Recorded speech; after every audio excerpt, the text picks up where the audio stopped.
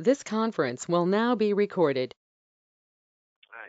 So I'm going to record this so I can post it on YouTube so you have access to it. It'll be there temporarily, and then it'll be a link to a private YouTube channel on my site for people that register. So, okay. So tonight it's going to be pretty more just focused workers' compensation. This is in all states. I'll go through some of the differences between some of the states so you have a better understanding. Some of this will overlap other concepts within your test, like tort law, terminology, and things like that. So without further ado, let's go ahead and start. All right, click over here. All right. All right, so again, if you have not registered, you can go to lgdstudy.com, use the PayPal link next to whichever course you're choosing to register for. When you register by making a payment, you will get an email response with a login code and instructions on how to study to streamline your study time by using my material. So it's kind of an accelerated approach to learning how to pass your test. But if you want to, just email me. Let me know which exam, which question, or which topic you need a little more information on, and I can expand on it exponentially if need be. But I do kind of cut to the chase and just get this is what you need to know, and that's kind of it. So I'm going to be starting to limit my access to when people register to 60 days because it shouldn't take more than 2 months to study, take, and pass this exam. The longer you wait to take the test, the more you're actually going to forget than retain. So, but again, contact me if you have any questions. All right. So we'll go back in time, 1800s, before we had workers' compensation. We'll start with that. We had these common law obligations where the employer, in hiring people, had to provide a safe place to work, have safe equipment and tools, hire reasonably competent fellow servants. Yeah, we call them fellow employees or just coworkers. They were called fellow servants back in the day. How's that? They had to enforce safety rules and set up reasonable warnings about certain job dangers, like wet floor sign and things like that. So, if an employer violated any of these common law obligations, then there's some recourse for the employee to seek recovery. However, even though we had those common law obligations, your employer still hid behind a couple common law defenses. There's a fellow servant rule that says anytime we can blame one of your coworkers for your injury, then it's not really us, the employer's fault. It's your coworker's fault, and the employer wouldn't have to pay. How's that? Believe it or not, employers hired incompetent managers and supervisors, and anytime there's an injury, they would blame the manager for the injury, and they would never have to pay workers' compensation benefits. Okay? Contributory negligence, if the employer could prove that the employee contributed towards the loss, well, like contributory negligence terminology we have on the test today, if you contribute in any way, shape, or form, you forfeit the right to collect damages. That means, again, if the employer could find a way that the employee somehow contributed towards a loss, then the employer would not have to pay. Right? Some employers even had liability agreements where, in order for me to hire you, you're going to sign a waiver saying you will not hold me responsible for any work-related injuries. So, if you didn't sign the waiver, you didn't have a job. But back then, you needed to work, make some money to feed the family, and so people signed it, and they assumed the risk associated with that high-risk job. So if they're injured, they just basically rub some dirt in it and walk it off. That's how it used to be, folks. Okay, times have changed. Okay, so shifting concerns. First of all, contributory negligence got replaced by comparative negligence, where if an employee was partially responsible, they could still collect partial damages. So if an employee contributed 40% towards a loss, they could still collect 60% of the claim or the damages. Okay, and this is part of tort law that we have today. Contributory negligence versus comparative negligence. Most states do have comparative negligence. Okay, and the employer's liability laws basically narrow the list of fellow servants to basically include managers, or I should say exclude managers. So if a manager contributed towards a loss, the employer would still have to pay. So remember I said the employers hired incompetent managers, and any losses they would blame the managers. Well, the employer's liability laws kind of narrowed that to where if your manager helped with it or you're trying to blame the manager, they were off the list and you couldn't use them as an excuse. So little by little, we had some shuffling. Okay, had some changes. Today, the concept is having a formal program of what's called absolute liability, and that is the ability to compensate without regard to fault or negligence. You'll see it either that way on your test. I mean, just wonderful terminology. The ability to compensate without fault or negligence. Okay. That means if you're an employer and you hire an employee, you are absolutely liable for losses associated with that employee's injuries while engaging in work activity. Okay. Another way of saying this is where the public demands that those engage in it be held responsible. This is another way of saying absolute liability. Okay. And so that's the concept where we do hold the employer absolutely liable. The early workers' comp laws were actually elective. That means you could actually gather all your employees in the cafeteria. Let's take a vote. How many of you would like? How many of you would like workers' compensation benefits, which is going to give you medical, income, death, and rehab, or versus how many of you would like more pay? And you could actually vote to remain out of the workers' compensation system. Okay, and that's how it was. Some states had elective law. We still have 3 states that have elective laws. New Jersey, South Carolina, and Texas. Now, even though they're elective, the employer is still pretty much compelled to provide benefits. So just don't think that they can just vote themselves out of it. No, they're still pretty much compelled to provide some benefits. And so what we have is more so what was called compulsory workers' compensation laws, where again, if you have an employee, you're required by law, state law typically, okay, to provide benefits for them if they're injured. Okay. All right. So in setting up workers' compensation, there's 3 ways that you can do it. The first one is self-insurance. In order to self-insure, you have to meet certain guidelines. Number 1, only mid to large-sized companies could self-insure. Self-insurance means you're not even buying insurance. As an employer, you're proving you have the capabilities of covering all your employees' workers' compensation claims out of your company's back pocket. Okay, so for a good, solid company with a lot of predictability, that's why we need lots of employees for predictability, and we have a lot of cash reserves to cover losses if they roll in.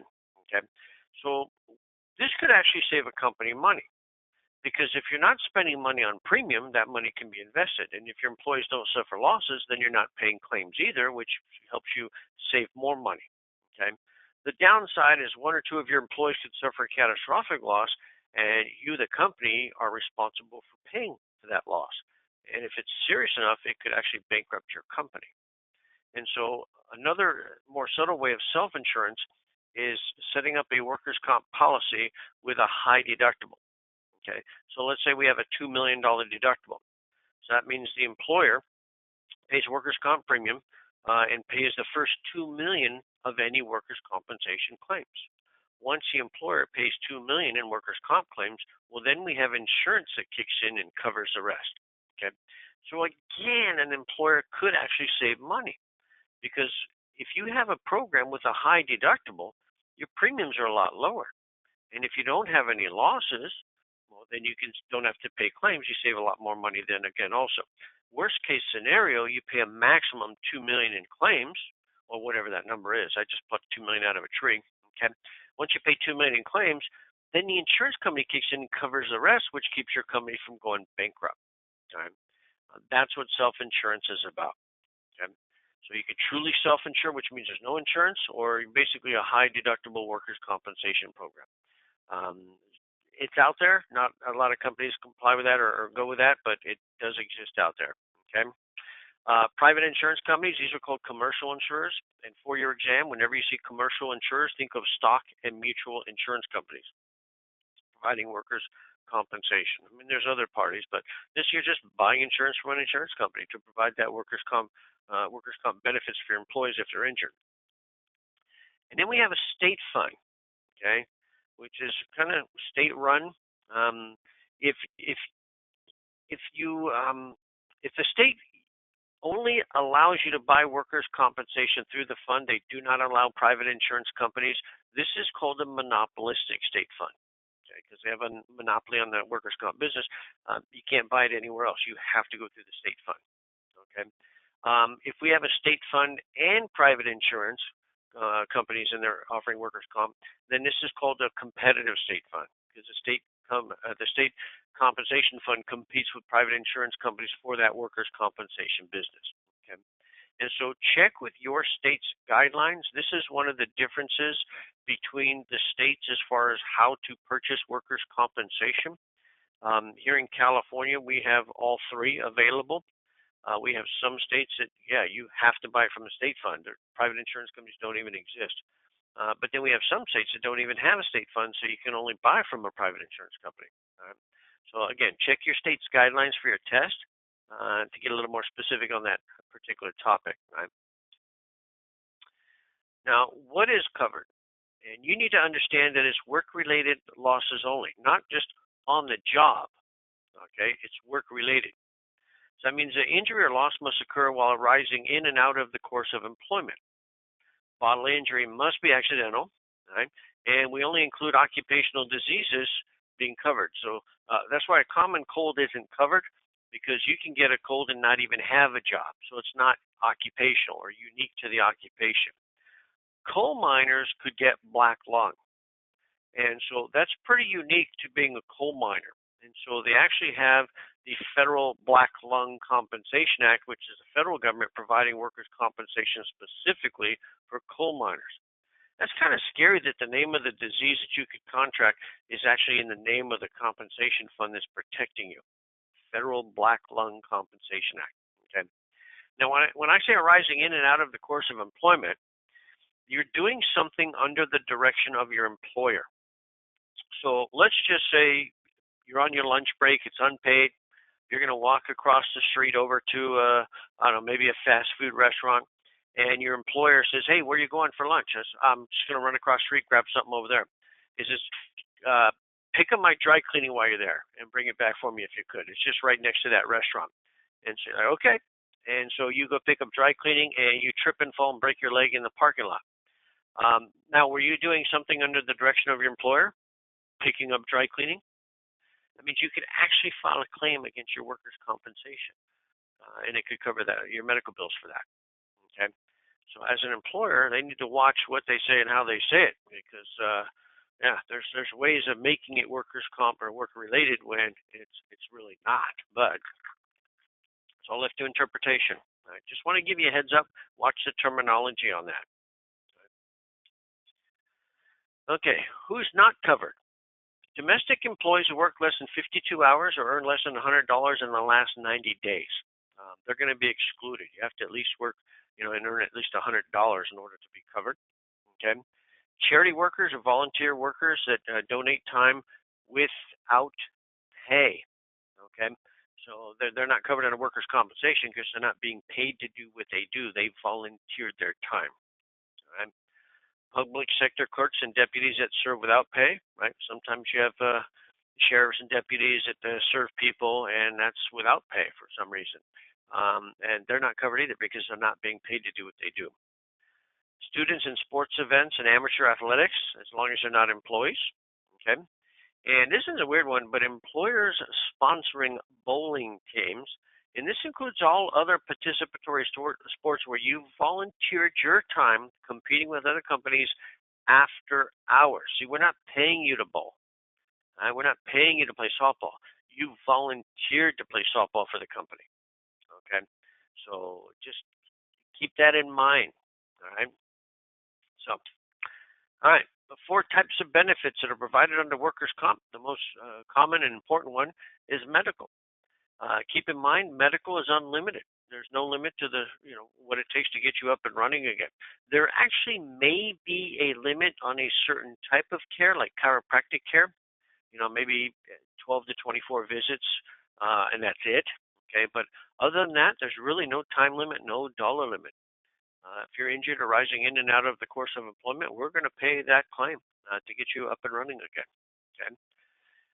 Income, subject to a 3-day wait. Right, for total disability, we're going to give you 66 2/3 of your gross weekly wages, subject to minimum and maximum weekly amounts. Okay. So for total disability means you're not working. 66 2/3 of your gross weekly wages, subject to minimum, maximum weekly amounts. Now, workers' workers' comp benefits, disability income benefits, are tax-free. So if you take your gross pay minus taxes, you're kind of typically in that 66 and 2/3 ballpark, okay? And that's what's going to pay. So these benefits are going to be non-taxable. For partial disability, it means you can only work part-time. Let's say you hurt your back and you can only work 4 hours a day, and the other 4 hours you got to go home and kind of rest up. Then the workers' compensation will pay you the other 4 hours that you cannot work, but still combined, you cannot exceed or receive more than 66 and 2/3 of your gross weekly wages. Okay, those are the income benefits. And by the way, even though there's a 3-day deductible or 3-day elimination period before receiving benefits, once you get on the program, a lot of times they'll actually reimburse you the first 3 days too. So, all right. Death benefits are provided in all 50 states. We start off with a lump sum benefit to cover burial. Each state might be slightly different on the dollar amount. I don't think they really ask you what the specific dollar amount is. I know in California it's up to $5,000 for death related to a job. It's not a whole lot, okay, but that's what it is. And there's also income to your surviving spouse until they remarry, okay? So lump sum for death of a covered worker to cover burial, and an income to your surviving spouse until they remarry. If you have minor children, there's also income paid to the surviving spouse on their behalf until they hit majority age, typically 18. Another benefit is rehabilitation. Now, rehab, people don't realize it's actually a cost-cutting mechanism. So we're going to cover the costs to get you educated and trained to jump back into the workforce, either at your own occupation or some other career path where you can make comparable income. You see, the sooner we get you up and running again, the less we're going to spend in claims. So like I said, that's kind of a cost-cutting mechanism. All right? But those are your benefits: medical, income, death, and rehab. All right. Some states have what's called a second injury fund or a subsequent injury fund. All right? So what this happens is, let's say we have a person, and we hire them with 2 good eyes, which is great. That's typically how you want them. And lo and behold, they have an industrial accident. They lose sight in one eye. Now I'm going to pluck a number out of a tree. Let's say we pay $13,000 because they lost sight in one eye. Okay, it doesn't seem like a lot, but they still got another eye that can still pretty much function. Okay, now you keep this person with one eye, right, employed, and lo and behold, they have another accident, and now they lose sight in the second eye. Okay, well remember, we paid $13,000 for loss of sight in one eye. We're not going to pay another $13,000 for loss of sight in the other eye, because now they're totally incapacitated as far as sight. So that's going to warrant a higher benefit amount, like $120,000. Okay, and so unless there was a mechanism that would help cover that increased cost for a second injury, once your employee had one injury, you'd fire them. Okay, because you wouldn't want to keep them around and have them suffer a secondary loss and have to pay a higher benefit to them under workers' compensation, unless there was a mechanism. And that's what the second injury fund or the subsequent injury fund is all about. It encourages hiring of the handicapped, and it helps pay the increase in benefits from a previous injury and a secondary or subsequent injury. Okay, so yeah, just so you know, it encourages hiring the handicapped. Now, realistically, it really doesn't matter where the first injury came from, but the second injury has to be work-related, and it has to be related to the first injury. So we hire a guy with one eye, and they lose an arm, right, in one of the operating machines. That's a first injury. That's not a second injury fund type of loss. Okay. Well, we hire a guy with one arm, and he loses the other arm. That would be a second injury type of claim. Okay. Now remember, not all states have this. It's part of the workers' compensation premium that the employer pays. Keep in mind, workers' compensation the employer pays. The employees do not pay premium for workers' comp. The employer is responsible for providing that. Right. So just in case you get that test question. When you're breaking down a policy, we have the information page, which is the first page of the policy, right? The general section, we have 2 parts you need to be concerned about. We have part 1, which is workers' compensation, which is covering work-related injuries, accidents, right, occupational diseases. And then we have Section 2, which is employer's liability. Okay. Now, employer's liability covers those people that fall out of the workers' compensation portion of the policy. All right. So let's say we have a doctor at a hospital. They contract a rare liver disease. They go home and they pass it on to their spouse. Well, the doctor would be covered under workers' compensation because they're employed by the hospital, but the spouse would not be because they don't work at the hospital. But didn't the spouse get it from the doctor who got it from their work? The spouse could file a claim, possible lawsuit, against the employer's liability section of that workers' comp policy, and it could cover their medical bills. Okay, that's where that typically comes into play. So again, it covers those people that fall out of the workers' compensation rules. All right. Section 3 talks about other states. Section 3A, if your company is operating in multiple states, all of those states will be listed in Section 3A of the workers' compensation policy, so we know which states you're doing business in. 3B, I know this is kind of in the middle of this somehow, actually lists your employer's liability limits.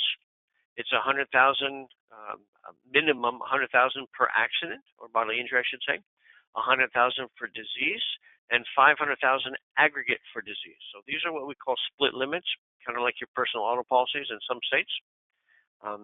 Yeah, so it's the minimum. You can always buy more. You probably want to buy more and get an umbrella. Right? And then item 3C lists states that you're planning on expanding into. So remember, 3A lists existing states. So let's say, you have a company in Arizona and you operate in New Mexico and California. Well, all 3 states will be listed in 3A. But you're planning on expanding in Texas and Utah. Well, those states will be listed in item 3C. Okay, so that's where you're planning on having exposure, probably towards the end of that policy period. That's where you want to list it. Section 4, just if a loss occurs, what do we do? Please remember that notifying your employer is, in a sense, the same thing as notifying your insurer that you are suffering a loss. Because if there is a loss, the employer should create an incident report immediately. Section 5 describes premium, and Section 6 describes some other conditions. All right. But that's kind of the breakdown of the policy. Part 1, Part 2 is very common on the test. All right. And very rarely do you get 3A or 3C. Okay. Now, some other items we have here, voluntary compensation. So remember those people that volunteered for our charity to work at that fundraiser? Remember, we're not paying them. So what if one of those volunteer workers are injured? All right. Well, we love our peeps. What we could do is we could purchase voluntary compensation, to where we're taking and we're automatically providing workers' compensation benefits to those people that normally it wouldn't apply. Okay, as a gesture of goodwill, you could do that, purchase voluntary compensation for the volunteers that help out with your nonprofit organization. Okay, it's kind of cost effective to some extent. In a lot of cases, it'll probably deter them filing suit because you're automatically settling by providing benefits, medical, income, death, and rehab benefits if something happens. Right? Foreign coverage endorsement can be added to your policy if you have exposures in other countries. This can also include an endemic disease unique to the area as occupational. So if you're going down South America in the rainforest and you get malaria, it's a disease unique to that area, and this can actually provide benefits for that. It can also basically make your foreign coverage working in another country 7 days a week, 24 hours a day coverage for you. And it also includes repatriation coverage. Repatriation coverage is you're injured in a third world country. This is going to cover the cost to get you into the U.S. or to a U.S. care treatment facility. That's also included in that program. Okay. For people that load and unload ships, we have U.S. Longshoremen and Harbor Workers Act. This is workers' compensation provided by the federal government for that situation. Okay. And then we have the Jones Act for people that are on the ships. Right. Basically, ocean cargo, ocean marine. We already talked about the Federal Black Lung Compensation Act, right? Unique for coal miners, and of course, Federal Employees Act, which is workers' compensation for federal employees. So a lot of times on the test questions, your answer is kind of in the name or in the question, okay? So like federal employees would be covered by which of the following? the Federal Employees Act. I mean, it's pretty simple, pretty straightforward. I know sometimes you get stressed out, you get that test anxiety.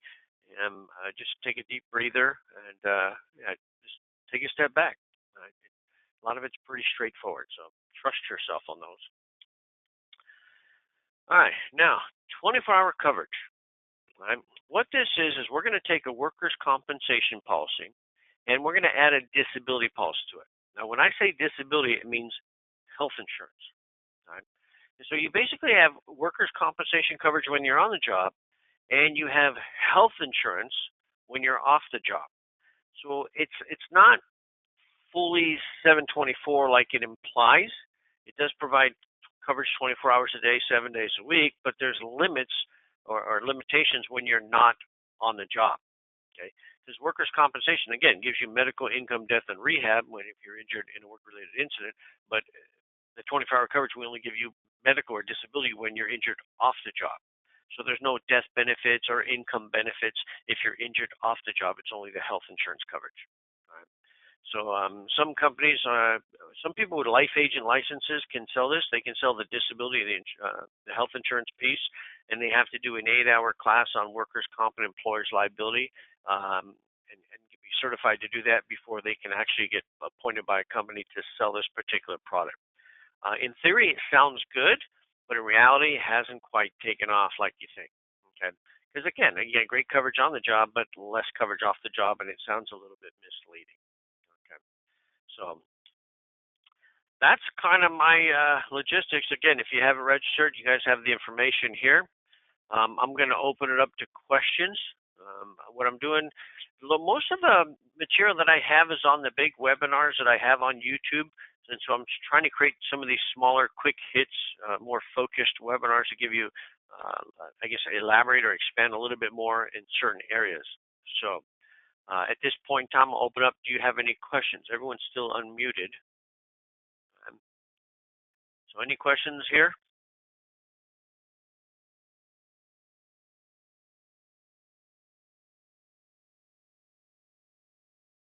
So quiet and silent. Everybody's self-muted. Yeah, okay. none on this, Lauren. Okay. All right. What other areas you got? If you want to jump into other areas, I'm open. You got some Okay. time. Well, So what I'm going to do, I'm going to stop this recording here real quick. Hold on. And then I'll come back and I'll open the floor for other questions. How's that? Okay. Perfect. But we'll start with any question on workers' comp. If not, then I'll say thank you for that. Thank you, thank you, thank you. Let me stop the recording.